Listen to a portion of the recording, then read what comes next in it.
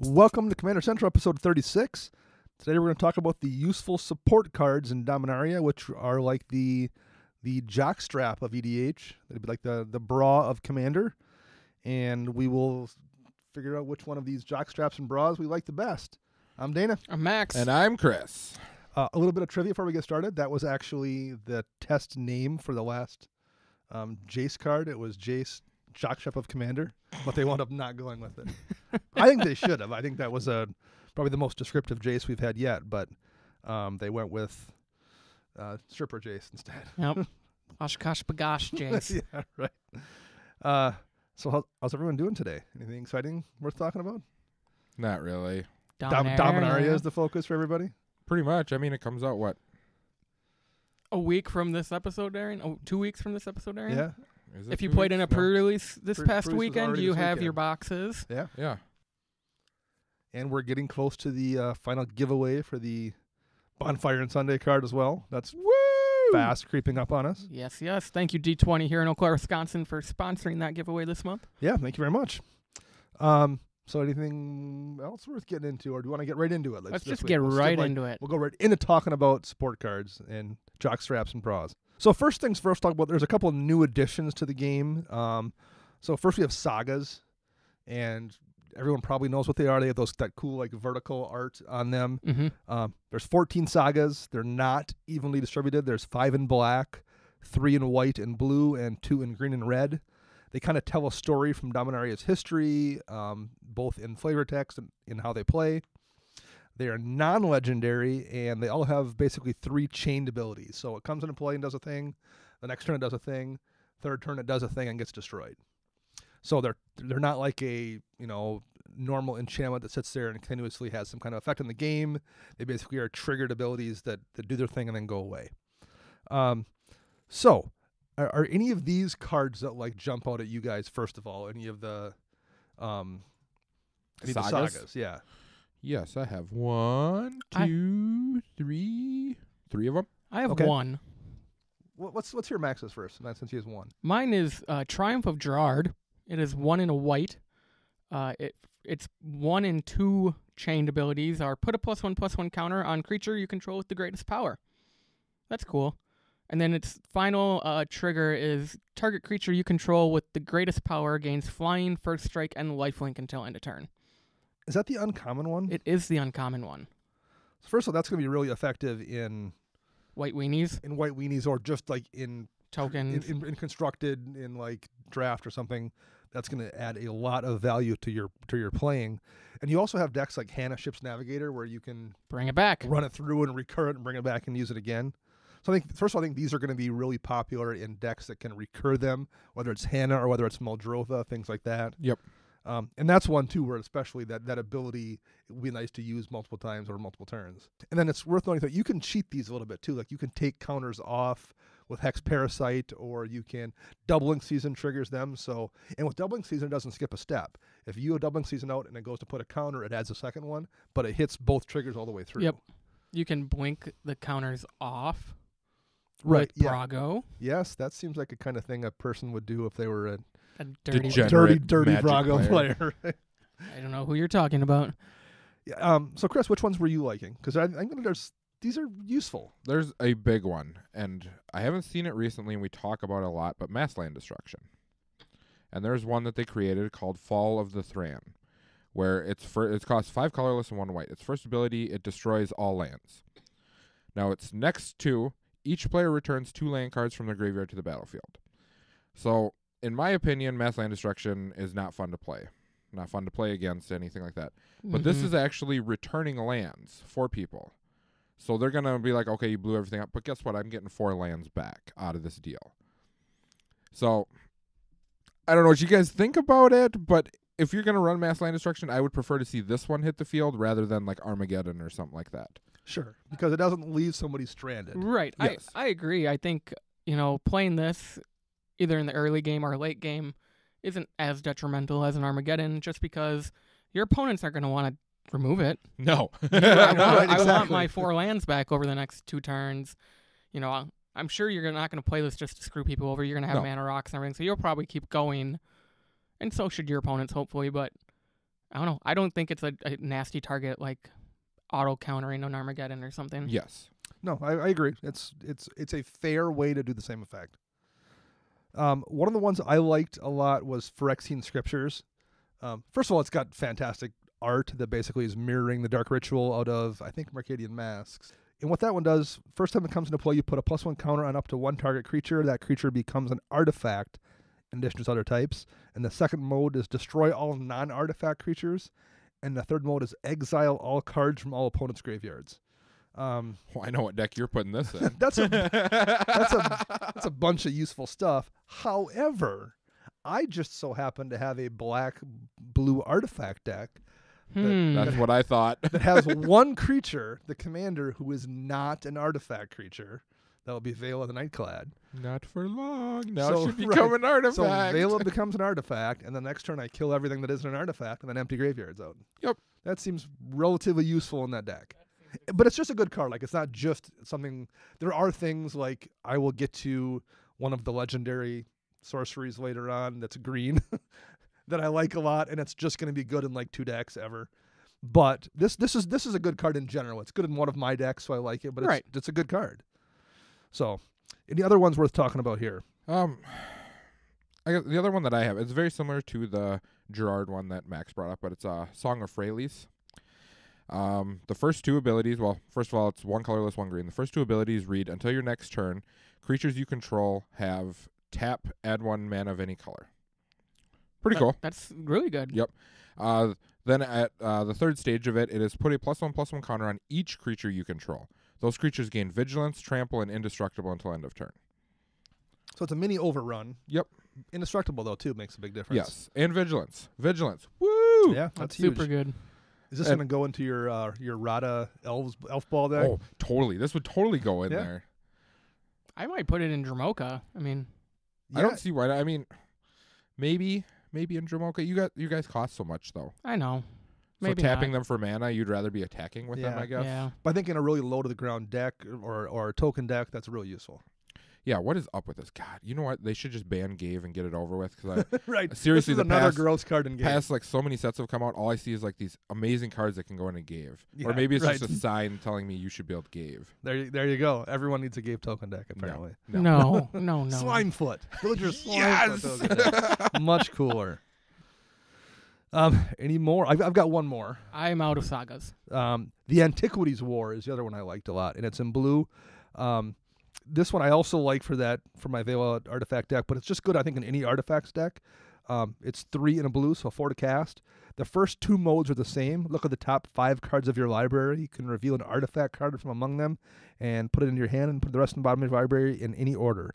So, twice you get to basically pull an artifact from your top 5 cards. And in any kind of an artifact deck with any density, that's just going to be the best artifact among them.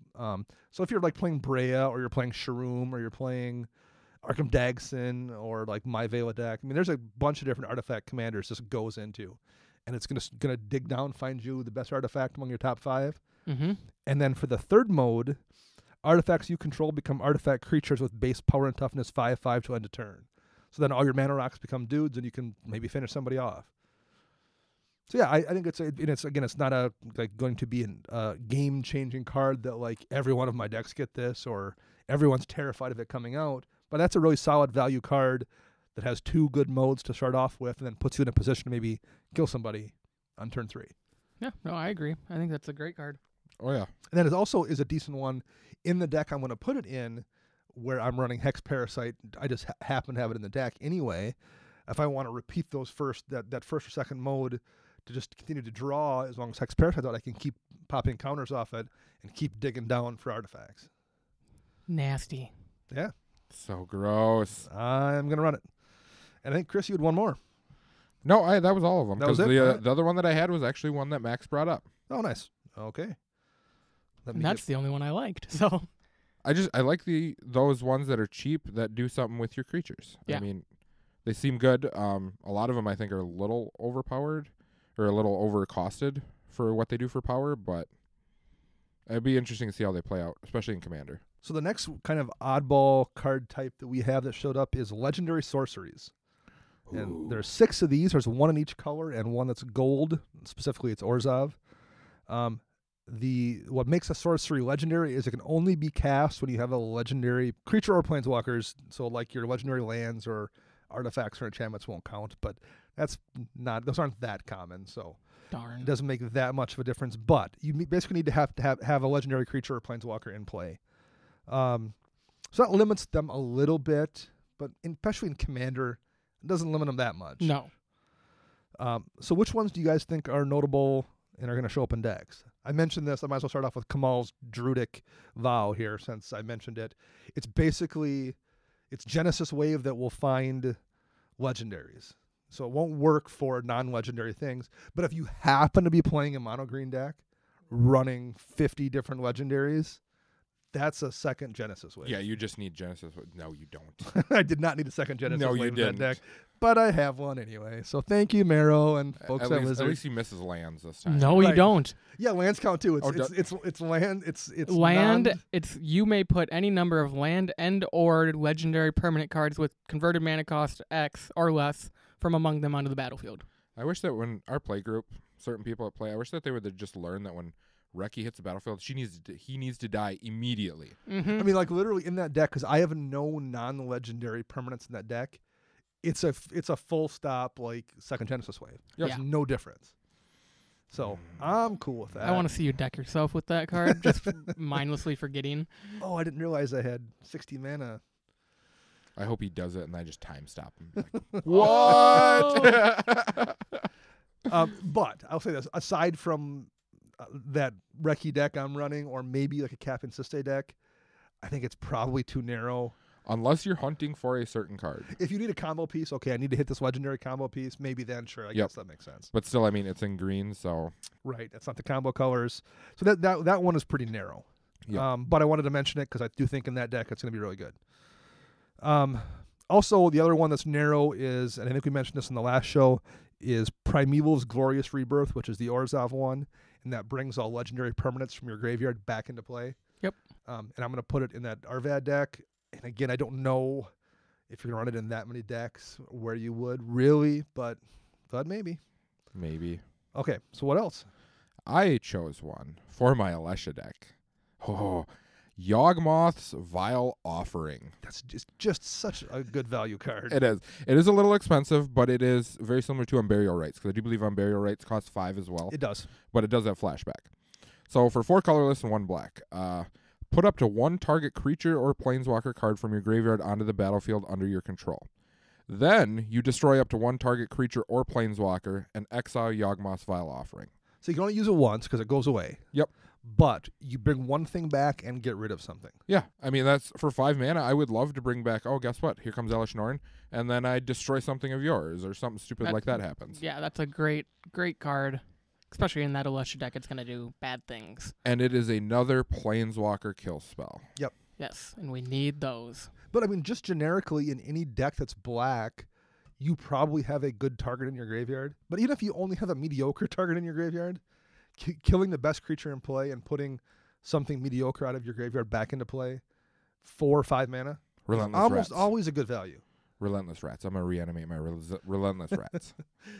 Those are obsolete. Obsolete rats. Oh, that's right. It's on my list. We'll talk about it. Aye. Okay, so any more sorceries we want to hit up? I wasn't really excited about them. The other one I thought was worth mentioning, again, it's pretty narrow, but is Urza's Ruinous Blast, which destroys non-legendary, non-land permanents. Exiles. Exile, sorry, I said same thing last week. Same, yep. Exiles non-legendary, non-land permanents. And again, that's like something you want to probably only run in a Super Friends deck or my Arvad deck, but there's a lot of Super Friends decks that have white. Like you were talking about. Yep. Dejeru. Dejeru is my mono white Super Friends deck is good, but Atraxa, that's an Atraxa card for sure. And if you're playing Atraxa Super Friends, I guess the previously mentioned Primeval's Glorious Rebirth brings all your planeswalkers from your Atraxa Super Friends deck back into play too. So I guess we need to find all the legendary because angels. Atraxa needed more help being a strong card, so they've hooked Atraxa up. You can only play 100 cards, so they have to make cuts I somewhere. guess, yeah, I guess that's what it's gonna. They're gonna make it difficult to choose. That's Yeah. the plan to weaken Atraxa. too many options. Are you just going to see people show up with like 6 Atraxa decks? Be like, this one. This is what I'm playing tonight. Is this one? Yeah. Oh, That's God, the plan. no. Is to sell more Atraxas. Yep.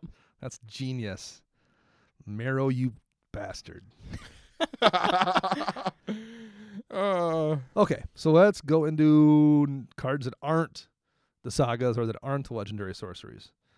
First thing I will mention, because it's the first one kind of in the list here, it's card number 001. And that's going to be Karnes, Scion of Urza. Uza. I'm going to call it that from now on. Karnes, Scion of Urza. Him and Slimefoot are buddies. Right, exactly. Slimefoot's best friend, Scion of Urza. Karnes, 4 mana, legendary planeswalker card, 4 mana, colorless too. So this can be slapped into any deck easily, but it's his +1 and his -1 that I want to talk about. Thank God he's not a +4 like the last one. and I don't. This guy, is this modern playable? I don't see what its role is. It's I'm definitely not a finisher sure yet. like the original card. Yeah, I'm not sure yet. But his +1 is reveal the top 2 cards of your library. An opponent chooses one of them, and you put that card into your hand and exile the other card with a silver counter on it.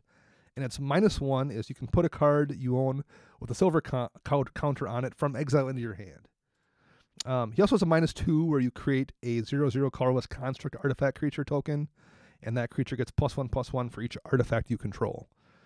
But that really isn't the important part, I don't think, of Karn. No. I'll say this. This is the best draw spell mono white has ever seen. Like, full stop, this is the best draw spell white has. Yeah, that is so true. So for 4 mana, you get to take one of your... You put them into play, roll them up 1, and you get one of those top 2 cards. Yep. And the next turn, if you want the other one, you can bring it back. Or you can roll it up again and do another card. Now, if you're in an artifact deck, maybe you also want to play that -2 at some point. So, but like this goes in a bunch of decks. It goes in just as a draw spell in the mono white deck. Yep. Or maybe Boros. Like, I would probably run it in Boros too. I would I definitely would consider definitely it. run it in Boros. Or even mono red as a draw spell. Mm-hmm. So much of the mono red stuff doesn't gain you card advantage. It just just gains you card quality. This actually gets you card advantage in mono red. So there's a lot of decks where this is, in Commander, is a fantastic draw spell, and it also fits thematically or fits in a way that works with artifact decks as well. And it's colorless, so it can go in whatever iteration of those decks you're playing. I think this is going to be in a lot of different places, just in Commander. I think it's going to be very broken in Standard. Standard's going to be brutal with this, too. You have Tezzeret the Schemer, I do believe it is, who creates treasure tokens. We're just Or coming off... Type of treasure tokens or whatever. Yep. So we've got a bunch of those tokens that are Bunch of artifact hanging stuff. around right now, yeah. I think this card, for my personal opinion, where I would play it is in Mardu Vehicles of Standard. Okay. Oh, for sure. Yeah. Because Just you neg get to to them. you get to remove a counter from your Planeswalker to automatically crew Heart of Kirin. Yep. Well, you just plus them, minus them to crew, -2 them or whatever, and create a 0/0. You got so many artifacts out already. I mean, it could be... I have a feeling this card is going to be a very expensive card. Particularly before Rotation. Kaladesh rotates out. Yep. Yeah. That's why I think my one concern is that this could... it's not going to be a $50 card, but like just by people playing a lot of them, it's going to be expensive to start. I think it's already pre-ordering around 30. Yeah. And I'd be shocked to see it drop below 20 at least until fall. And even then, I mean, Chandra is still hanging around at close to 20, and she's going to be reprinted in the... She She was. is. Or was reprinted. reprinted. That's That already deck's came out. already out. Yep. So, yeah, it's not going to be cheap, but man, this is a cool card, and it's going to go in a lot of places. I have at least 2 decks that want to run it, I think. I have a couple, yeah. Yep. So- I'm going to hunt some down. All right. What else we got? I'll go. I have Blackblade Reforged. It is a 2 ching. mana legendary artifact equipment. Equipped creature gets +1/+1 for each land you control. But it has 2 equip costs. You can equip to a legendary creature for 3, or you can equip it to anything for 7. So in your deck with legendaries or with your commander, 3 mana. Voltron! Voltron, yeah. And it's probably basically your commander gets +7/+7 or, Yeah. or more, like depending on what the deck is. Right. I mean, it's a huge... I mean, the amount of lands you control, that's awesome, especially in metas where you don't play mass land destruction. This And is a late-game finisher, I think. For those that don't know, this is a reference to Dakon Blackblade from the Legends, who also got +1/+1 for each land you control. Yep. And I think there was also Corlash, heir to Blackblade, in With Time Grandeur. Spiral, who had Grandeur, and also I think he got +1 for something to do with lands, I believe. And I think from the text, from reading the flavor text, Gideon winds up with this. What? Because he lost his Searle in Amonkhet, so he has no weapon right now. And I think from one of the flavor texts talks about how Gideon has this. It spilled the blood of one elder dragon. In Gideon's hands, it may yet taste another's. So he's going to take it to use to try to kill Bolas. Bolas is just going to whoop Squish. him again. Toothpick. I think the only way that they beat Bolas is if Liliana decides to actually help him. She won't. Because Liliana is the only one who is as powerful as Bolas. Well, there's also some hints from one of the cards that Liliana winds up working for Bolas at the end of the set. Doesn't see where it surprise goes. me. I She's think- all for herself. I think it's a plot twist that this was Jace told her to do it. It could be. Like, they're you setting gotta that go. up. You gotta go side with him for a little bit and get us some info. Jace Alright. is an idiot, so He he is. probably did decide that. I still kind of like his plan, his Niv Mizzet plan, where like, let's just turn him loose on Niv Mizzet and see what happens. Like, that's the least dumb plan he's ever had, because it's not like Niv Mizzet's a nice guy either.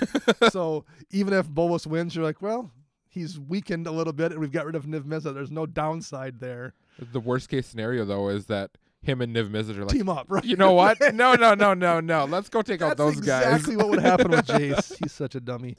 The jockstrap of EDH. All right, Chris, what do you got for us? This one probably everyone's talking about. Probably not. I don't know. But we're going to talk about a land called Cabal Stronghold. Oh, yes. I think it is a phenomenal support card for mono black. For mono black. Right. Yes, for mono black. Right. Let's get this out there because it is pretty much a Cabal Coffers. In mono black. Yep. It can tap for its own mana too. Which is nice, because Very that's a nice. problem with Cabal Coffers sometimes. Yes. But for 3 colorless, you tap it and add 1 black for each basic swamp you control. Now, Urborg still helps you in a multicolor deck for your basic lands because they get turned into swamps. Right. Yep. But it doesn't count your non-basics that are turned into swamps. Right. So if you happen to be running like a real budget deck or a deck that for some reason has 15 of each basic, then you're probably still okay if you have Urborg out. Yeah. But for the most part, most 2-color decks are running A lot of duels. enough duels that it's much less efficient there than it is. But in mono black, it's a second Cabal Coffers. Like, Easily. full stop. Yeah. So yeah, mono black decks really got a great land here for sure. Do you guys have anything that you would try in 2 colors? Do you have any decks where you're running that few? Like, I'm not. None of mine would I be comfortable with it. I would have to tweak land base in my Rakdos deck to do it, but I think I could do it. Now, are you running Cabal Coffers in there already? Yes. So you are running Cabal Coffers. Okay. So yeah, if you have, it's doable in 2 colors. Just And as it is, Cabal Coffers is kind of tricky in 2 colors, Yeah. even with Urborg. I like the ability to tap for its own mana. Yes, that makes particularly if you are in a deck that doesn't have crazy high mana requirements, it's pretty easy to get away with it. Just if I can't use it, who cares? I can still tap it for 1. That makes it much safer than Cabal Coffers in 2 colors. Yep. So yeah, this is a really cool one. I'll be curious to see the price, because if it was like $10, I wouldn't be shocked, and if it was $1.50, I wouldn't be shocked either. No. And I have no idea where it's gonna fall. It's gonna be one or the other. It's gonna be Right. really cheap or outrageously expensive for no reason. This is also the kind of card that, like, in standard would make people. There's a reason to try mono black in the standard environment just for this card, because I don't have it in front of me. Is it legendary? It's not. I don't think. Is it? No. No. So you can run multiples in your mono black deck if you wanted to try something in standard. Torment of Hailfire, because that is still standard legal. Razaketh. yeah. Oh, Razaketh too. Ooh. Or Rat Colony. Phil, if you're listening to this, our owner of D20 Gaming, do not build some jank Razaketh deck. Please don't. No. All right. I was going to save this one for. I'll save this one for Max. I'm going to skip past my next one on the list because I want to see if it's on Max's list. Okay. Ooh. And instead, I'm going to go to Deep Freeze, which is 2 and a blue for an enchantment aura. It says enchant creature. Enchanted creature has base power and toughness 0/4, has defender and loses all other abilities, and is a blue wall in addition to its other types and colors. Stupid Lignify, go away. Right. So it's Lignify or Song of the Dryads or Imprisoned in the Moon or Darksteel Mutation. It's like the fifth one of those. But type the of thing cards. is it makes it a wall, so it gains Defender. And Defender, yep. So, because sometimes I've had it happen before where, like, it happened with Max, I think 2 weeks ago, you were playing your Crush of Bloodbraided deck, and I had Darksteel Mutation in hand. I'm like, I'm going to send a Darksteel Mutation deck. I'm like, oh, man, well, then I just make it an indestructible 72, 70, right? They can still attack because And who cares? It didn't work there. Now, there's some situations where that's better, but, like, Right. in that one particular case, I would have loved to have had Deep Freeze turn it into a wall. I don't care if it's 72 if it can't swing at me. Yeah, that's really good. So I like these cards. You don't want to run all like sorcery speed removal spells like this. But in blue, that is But you really can get away good. with if Yeah. you've already got Pongify and Rapid Hybridization and Reality Shift. If you've got enough instant speed, between your counter spells, you can afford to have a couple slow removal spells. And this just there are commanders this just shuts down. Oh, If yeah. you slap this on a mono red commander, they're probably just done with that commander for the rest of the game. Wah, wah. So Oh, I did that in that one game. What was that? Like 3 weeks ago. You imprisoned in the moon my commander.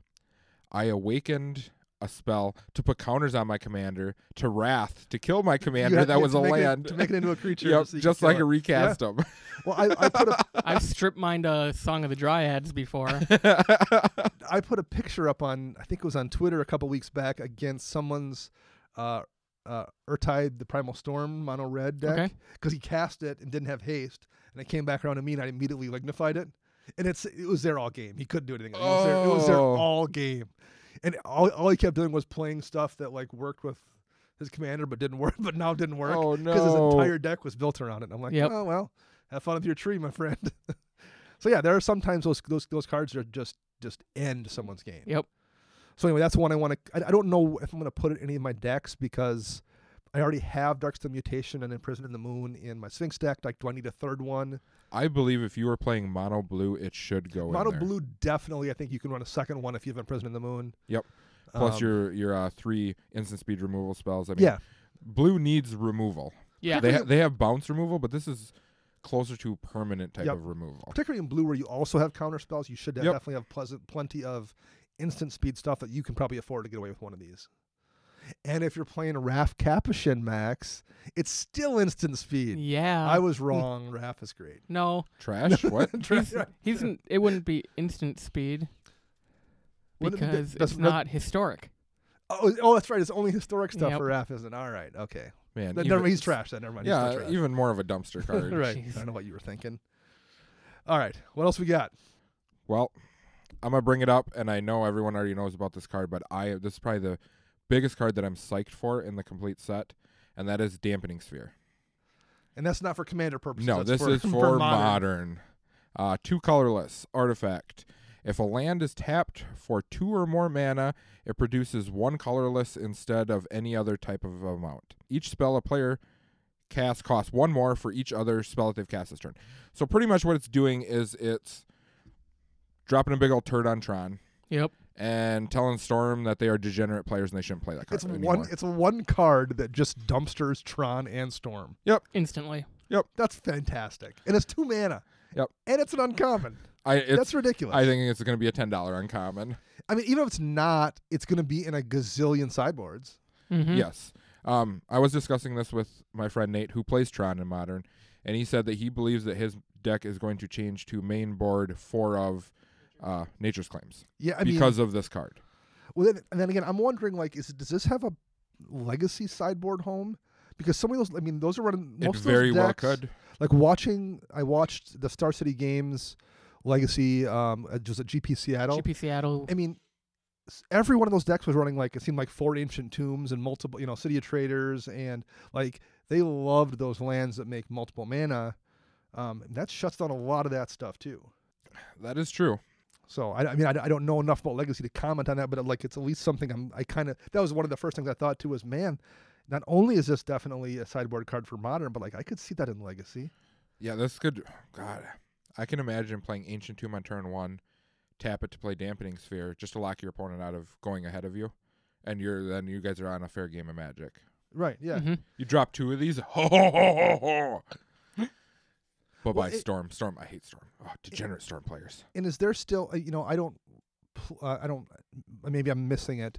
Is what's the extra combat step card in Modern? I don't know if it's banned now, where you can pitch 2 cards as a Fury of the Horde, or it's got an alternate cast cost where you can discard 2 red spells and get an extra combat step instead of paying the casting cost. I don't even know what that on one. I haven't seen that one in a long time. It was either. it was in a Grizzlebrand deck, but I think I'm not sure if it's still legal. It's probably banned. It's Grizzlebrand. Grizzlebrand should just be banned. I think Turn 2 is Grizzlebrand. that a cold snap? No. Fury of the Horde. 5 red sorcery. You may remove 2 red cards in your hand from the game rather than pay its casting cost. Untap all creatures that attack this turn. After this main phase, there's an additional combat step followed by an additional main phase. Is that banned? I think it's legal, right? I would assume it still is.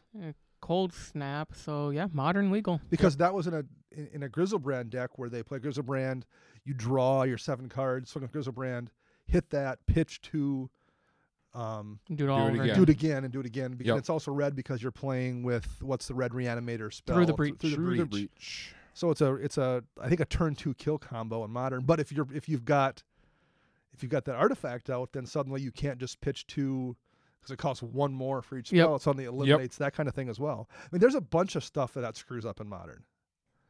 Oh So- yeah, it's gonna be so good. Yeah. Everyone's talking about this card in our shop, anyways. Yep. I mean, it could even be a good card against Burn, or Infect, where they combo pieces together. You drop this against Infect, they can only use 1 pump spell a turn, or Does they it- have to pay extra because their mana is so taxed already to cast their pump spells. Does it also screw up like the packs, like the 0 cost, like pact of negation kind of things? Yeah, you would have to if pay you've, 1, if you've already cast a spell that turn? It would force you to pay an additional one. Yep. Yeah. and then the upkeep cost on top of it. Right. Wow. Yeah. Very interesting card. I definitely agree. Like Commander, I don't know, but again, if you're in a certain particular meta, maybe it is a card you play. Yeah, I mean, shuts down Cabal Coffers, Yeah. Shuts down all the mana doublers. Nixos. Some people run. Nixos, all that stuff. Yeah. So very interesting card for sure. Max, what's next on your list? I'm going to skip the next one on my list because I think it's on Dana's. So I'm gonna skip it, and I'm going to go to Two-Headed Giant. All right. It is a 2 generic, 2 red for a 4/4 creature giant warrior. Whenever a Two-Headed Giant attacks, flip 2 coins. If both come up heads, Two-Headed Giant gains double strike. If they both come up tails, Two-Headed Giant gains menace until end of turn. So you just like the chaos? I like the chaos ability, and I think in like my Tajik deck is just going to be like creatures who do things. Sure. So I think it's just a cool ability that, you really don't see in a standard set. It's more of a, an unset type of feel to me, and I'll give it a shot. Why not? It's a 4/4 for 4 that Sure. could have double strike or menace, so why not? Neither of which are something you want to deal with, really, either. No. Like, those are both a problem. Right. I like it. The next one I will mention, since we're talking about Atraxa getting extra toys that we didn't need to see Atraxa get, so we've settled the score, which is 2 and 2 black for a sorcery. Exile target creature, which isn't great for that cost at a sorcery speed, but you can also put 2 loyalty counters on a planeswalker you control. In black. That's worth 4 mana alone. Unsuspecting, right. So this is a situation where you can use it as a kill spell or removal spell if you need to, and it's exile, so it'll hit anything. Yep. You don't got to care about Indestructible. And if you happen to have a planeswalker out, hey, great, I'll put more counters on it. Or you can do the inverse. I have this planeswalker out that no one is worried about right now because I'm 2 counters away from ulting it, so everyone's just biding their time. And suddenly, boom, I'll kill whatever. I don't care. I'll kill this creature over there, and I'll put 2 counters on my Tameo that I'm now going to ult. And I mean, like, there's just a bunch of annoying things. This works in multiple ways. You can use it as the kill spell. You can use it as the buff spell. You can use it as both. It's never going to be a dead card in your hand, probably, in that Atraxa deck, that Atraxa Super Friends deck. And I keep thinking that because I don't know what other Super Friends deck there is. It's black. Maybe there's another one that I don't. 5 color ones. I guess 5 color ones, sure. But yeah, that's definitely going to be a card that loses and wins games for people. So it is definitely one that we will see. All right, what is next? You want to go, Chris? No, you can go for it. Okay. I'm looking for a card right now because I'm going to hound Dana about it. My next one is Broken Bond. 1 and a green for a sorcery. Destroy target artifact or enchantment. You may put a land card from your hand onto the battlefield. So those are 2 separate clauses, which I really like. So even if you don't manage to destroy the thing, You can drop a land for free. right? So it's a ramp spell is how I'm really looking at this. It's a 2-mana ramp spell that, cool, I get to take out something on top of it. Typically, the removal part is an instance in green, Unravel the Aether, Corrosive Grip, to Glamour, but I think moving it to sorcery and letting you drop that land is really nice. You have to have the land in hand, Right. which is it basic land or land? Land. So you can put any land into play. And it comes in untapped. It doesn't... That's the untapped part, and it not having to be a basic is actually kind of surprising. They've really been careful about that. But yeah, any It's very land, similar to a Tarkus command. Yeah. Tarkus command lets you do that. Do you have any decks you want to put this in? I'm going to try it in Dramoka, Okay. and I'm going to definitely put it in Kresh. I mean, it's just good value for Yeah. sure. I think I'm going to take out probably one of the lower cost ramp cards and just replace it with this and see what happens. All right, Chris, back to you. There it is. I found it. Ooh, it took me a while. Okay, so this is a card that I was very interested about because I have thought about building a deck similar to something that Dana has. And Max and I got into a debate about this. Okay. It is called Tetsuko Umezawa. Fugitive. All right. 1 colorless, 1 blue. Creatures you control with power or toughness, 1 or less, can't be blocked. And this fellow is a 1/3. Now, this is a directly pointed question at Dana. Are you going to play this card? I am going to play it in my Edric deck. Suck it! I told you! I knew the answer. You didn't. Because I asked him during this argument. I'm like, okay, Okay. I'm just Right. not Yeah, gonna, you I'm texted not going me to tell about him. I'll just wait for the podcast. Yes, it's not perfect. 2 mana is kind of unfortunate, but it, number one, gives your other stuff that, like, later on in the game, enough times the flying men kind of cards that have flying. Well, at that point, Max may have his Dramoka out or something, so that's no longer unblockable. It then gives all those 1/1 flyers unblockable on top of it. It's a rogue, so you can proc the prowl abilities on a couple cards I have that are prowl. So it's not ideal, but it's good enough. Okay, I do like... So this card in general for other people who are playing it. The ability to play 2/1s or whatever else. A card that popped in my mind was Yes. Frostwalker, who is a 4/1. Yep. Mm-hmm. Make him unblockable. He's another 2-mana creature. I think you could build a weenie type deck around this card and just go completely unblockable. It's a cool card Yeah, I love the art on it. It looks super realistic. Yes. with the weird like lights around. Yeah, I with, think around it's a her. him. Yeah. around her. I think it's a her. Okay. Is that? Because she also has the Jit on her side. Oh! Are we going to get a reprint of Jet or a new Oh. Jet? Oh. God, that'd be terrible. Want to watch some emergency bands in Standard? And Wait, you can have Smuggler's Copter back. Never mind. if you want to listen to the Vorthos cast, they get into a lot of the lore about the Umezawa clan. I'll just quick touch on it really briefly. Back in the Kamizawa block, or Kamigawa, excuse me, that's where we first saw Toshiro Umezawa, because that took place like 4,000 years before Dominaria, before the main Dominaria storyline. So that's the original Umezawa family, and then after the end of Kamigawa, he got sent to Dominaria.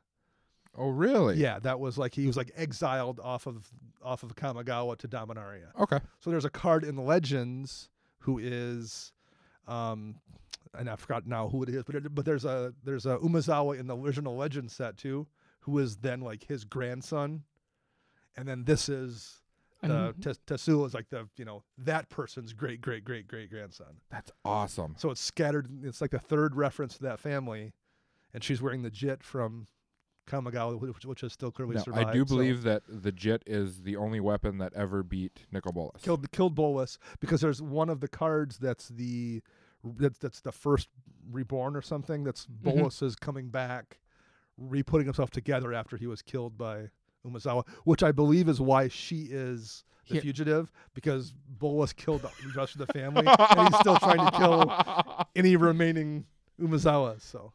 See, Gideon, you took the wrong sword. You need a different one. You should have went and got the Jit. All right.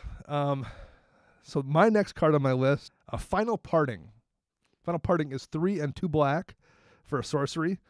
Search your graveyard for 2 cards. Put one of them into your hand and the other one into your graveyard, then shuffle your library. So for 1 more than Diabolic Tutor, you can put 1 card in your graveyard as well as the one in your hand. So that's really, really, really, really good. That seems like a great Alesha card. Yeah, right. Don't know what you're talking about. that was like the first thing I thought of was like, oh man, he's just gonna put.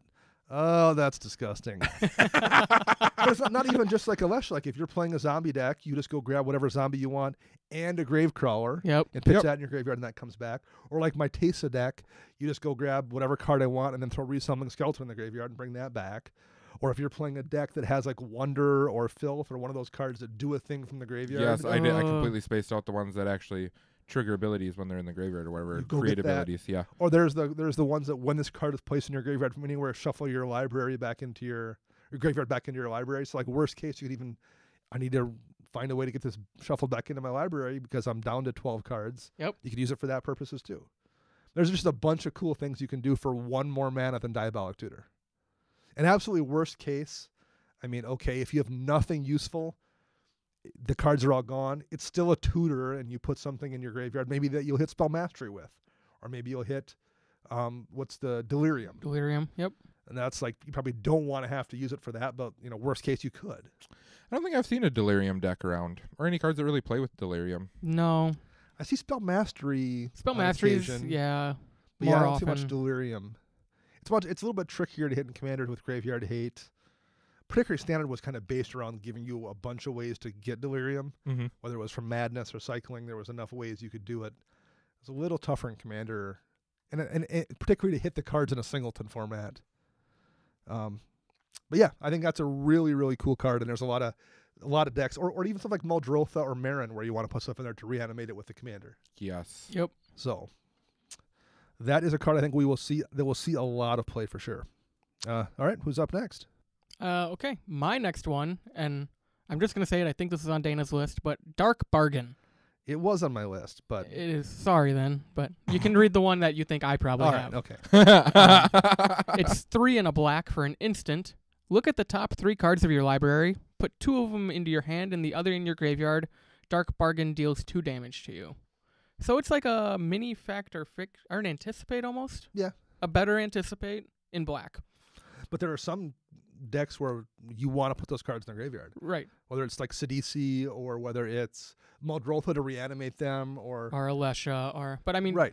It's just another instant speed draw spell and in it's black. instant speed in black, which is a big deal. So all the black ones are sorcerer speed for the most part. So you can set up your next turn really well. It's a great card, and I'm gonna play it in a few of my decks. I don't think you want to just like blindly put it as your draw spell because no. But in the decks that have graveyard reanimation, it's probably better than some of the other options. Definitely. I mean, worst case scenario, you just pitch a land.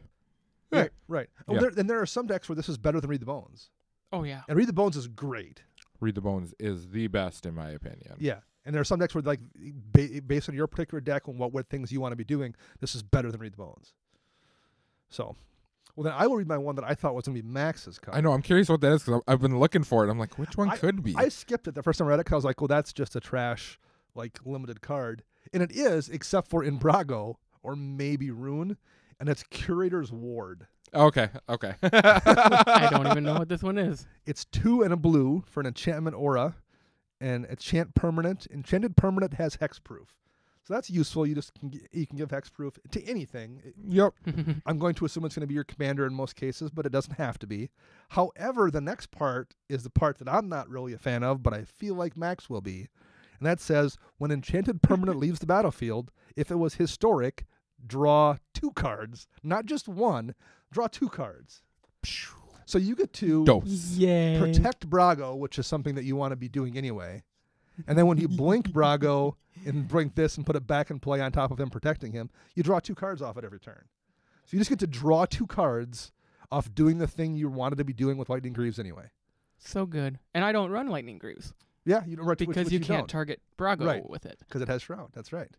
So it's doing what you want to do that you can't do with Lightning Greaves. It's so nice. It's ridiculous in Brago. And then maybe Rune decks I'm not sure whether Blink Derevi Blink or something. There's other Blink decks, but it's perfect for Brago.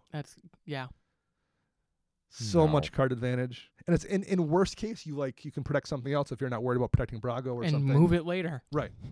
Swing it wherever you want to swing it to. Oh, that that's card's so disgusting. fun. I can't wait. The first thing somebody said, I can't remember who I was talking to, they were like, man, somebody in the development team has a Brago deck for sure. Because it feels like the exact card you would make for that deck. So that is my card that I thought Max was going to mention. It was not on my list. Anything else? I have, There's a ton of good cards. I have tons Yes, more. there are so I have- many. I have more we could talk Well, about. let's each do one more. So I'm going to talk about the one that I thought you were going to talk about Okay. for me, and that's Oath of Teferi. It's on my list as well. It's 3 white blue for a legendary enchantment. When it enters the battlefield, exile another target permanent you control, return it to the battlefield at the beginning of the next end step, and then you can activate Planeswalker's abilities twice in a turn. That first that blink text though, that doesn't have to if it just did the activate a Planeswalker ability twice, that's worth 5 mana in those colors. Mm-hmm. In a Planeswalker deck. So back to the Niambi I was talking about last week. Oh, so good in there. So good in there. It's so good. And In a bunch of decks. This is good in a bunch of decks. I mean, I use Venzer, his +1 half the time just to unblink to blink a land. So I have I'll blink my Tundra, so I have Right. path up. and then you blink Venzer again to blink Right. land again to get 2 lands Right. out of the deal. So Then activate its ability twice. this is Wait, going to do the same thing. It's just going to unblink a land for me. I'm going to blink it. It's going to unblink another land. do it a third time because you can activate its ability twice. Well, no, I'm just talking about the Oath Wait. itself. With Brago, I can. No, but you can do it twice. Okay, so you play the Oath with Venzer out. You use his ability to untap a land. You use it a second time because of the Oath. Yep.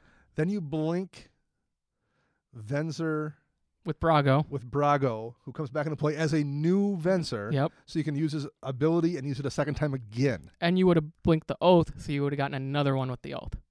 Yeah. Oh, yeah, but you wouldn't have a chance when the Oath comes into play. It's an ETB trigger. You stack it. So Ugh. you play the Oath, you blink, you exile a land, a tapped land, Oh, sure, yeah, the land. Yeah. and then So you do Venzer twice to So with do Venzer the and this Venzer- out, you get essentially 5 lands. you get untapped. Venzer's +1 5 times if you do it that way. Oh, that's ridiculous. And if your lands are if you have a land that's tapping for 2, Oh yeah, it's nice. Do you have a bounce land in there right now? Nope. Like, man, it's almost worth putting it back in just to. Although 'Cause you gotta blink return it. that, You yeah, gotta that's return a right, land. That's right. That's Ancient, why I- an ancient tomb though, or something where you can make Yeah. 10. I mean, that's why I cut Warren Power Stone out of the deck, because it always enters tapped. Oh, that's So true. if you blink Yeah. it with Brago, it still comes in tapped. Oh, good point. So I put Thran Dynamo. Do you have a in place. Nykthos in there still? Nope. Okay. Most of the spells I cast are 1 or 2. All my It was instants tough are only to get a lot- single. Okay. But yeah, still, there's a couple lands you could use. Chris is over there doing math with his fingers, and I'm kind of worried. I don't know if we talked about this card, but I was just scrolling through as you guys were talking because I know all this nonsense that Max is going to do with this card. Chris would just get up and leave when this is happening. He's like, I don't want to even play against us. I'm going Yeah, to go. I know. I'm leaving. Did we talk about Torigar, Famine Incarnate? We didn't on the show last week, the legend. What about him? Oh, this just seems like stacks broken, hardcore. Yeah, will be. So I'm gonna let everyone know. So he is a 6 colorless, 2 black, legendary 7/6 black avatar dude. As an additional cost to cast a spell, you may sacrifice any number of creatures. This spell costs 2 colorless less to cast for each creature sacrificed this way. Now, when Torigar enters the battlefield, up to 1 target player's life total becomes half of their starting life total rounded down. So if you sack 3 tokens with any other Grave Pact, Dictate, Yeah, right. anything. so everyone else sacks 3 creatures. He comes in for 2 black mana Right. as a 7/6 and goes, your life total becomes 20. Yeah. Or less. I said we Or- could have done a 10-hour show. We could have discussed almost You- every legend. You Sorin, then cast them. Now they're at 5. Oh. Yeah, there's so many good legends. It's Oh. we barely touched. I'm on it sorry last we week. went back to Legends, but I was just flitting through and I'm like, oh no. But no, we barely touched. We could do shows on Dominaria till June. Easily. I mean, you could. There's just it's such a ridiculous. this Yeah. set is awesome. It's Yeah. probably the most hyped set in quite a long time. I'm gonna do one more card, and I've got one at the very end. I'll do that will kind of segue into the following show we'll do. But the one more I want to mention quick is Silvan Awakening. Yep. It is 2 and a green for a sorcery. And until your next turn, all lands you control become 2/2 elemental creatures with reach, indestructible, and haste. And they are still lands. Is this going to solve your problem in Mina and Den that little we were bit. discussing? A little bit, 'cause it gives my guys reach for the turn. But it's sorcery speed. It is sorcery speed, so I have to plan it ahead of time. Yep. But the indestructible is the big thing because there's a couple different variants on this that give make your lands into bodies. Usually they're 1/1s. But the problem with doing that too frequently or doing that carelessly is, number one, someone's probably going to block a couple of your lands. You're going to lose a few lands, and maybe that's fine, maybe it isn't. But that really never feels good. And then oftentimes they wind up being creatures. Usually it's until your next turn as well. Yep. And then you have to risk the person after you Wrath of Godding or something. And man, all your lands are just gone then. So I'm always hesitant to use these. I've been in that position before. Right. I've animated your lands and killed them before. In response to a blasphemous act. That was hilarious. With Cabal, Yep. I believe. Yeah. Mm-hmm. But in this case, they have indestructible. And the reach is really useful too. Yeah. So I can animate these lands in the Planet of Mina and Den deck, hopefully kill somebody because I have so many lands, and then still have these available. I can leave 1 or 2 untapped with reach to deal with a problematic creature, and because it's indestructible, the lands won't die then too. Right. So this isn't like an amazing card or anything, but I think in a landfall kind of deck, it's pretty useful. And then if you're playing in some kind of maybe like a Beastmaster Ascension kind of deck too, where that would be horrible. yeah, we're Crater Hoof deck, where like that's your win con. It gives you one more thing you can throw in that mix with those cards that go over the top. Mm-hmm. Like if you found like in your Elf Ball deck where Crater Hoof is your win con or something, you don't always have enough bodies to kill everybody. This is maybe what puts you over the top to give you enough bodies to kill everybody. I think it's a card that's not amazing, but it's going to be useful in quite a few different decks. The indestructible is a big deal on the animating lands, I think. You're still vulnerable to a Cyclonic Rift or an Aetherize or something, so you have to watch and see what the blue player has available, but you don't have to worry about the next turn Wrath nearly as much. Right. So, any other big ones we want to hit on here before we're moving to the end? There is one more that I think you were going to bring up. Okay. Because I was joshing you with Relentless Rats. Sure. Do we want to talk about We'll do the that. new one? We'll see if Max has a card first, then we'll do it. I'm good. I've talked about all the ones All I right, wanted to talk about. Then let's do it. Okay. So the new one is called The Rat Colony. It's not The Rat Colony, but I'm going to call it The Rat Colony. Okay. 1 colorless, 1 black. Creature, obviously a rat. It is a 2/1. Now, Rat Colony gets +1/+0 for each other rat you control. And then, of course, the wonderful text on it that says, a deck may have any number of cards named Rat Colony. So, 2 mana, 2/1, turn 2, cool. Turn 3, oh, guess what? They're 3/1s. Turn 4, now they're even big. Oh, no. So, did this obsolete Relentless Rats? I believe so.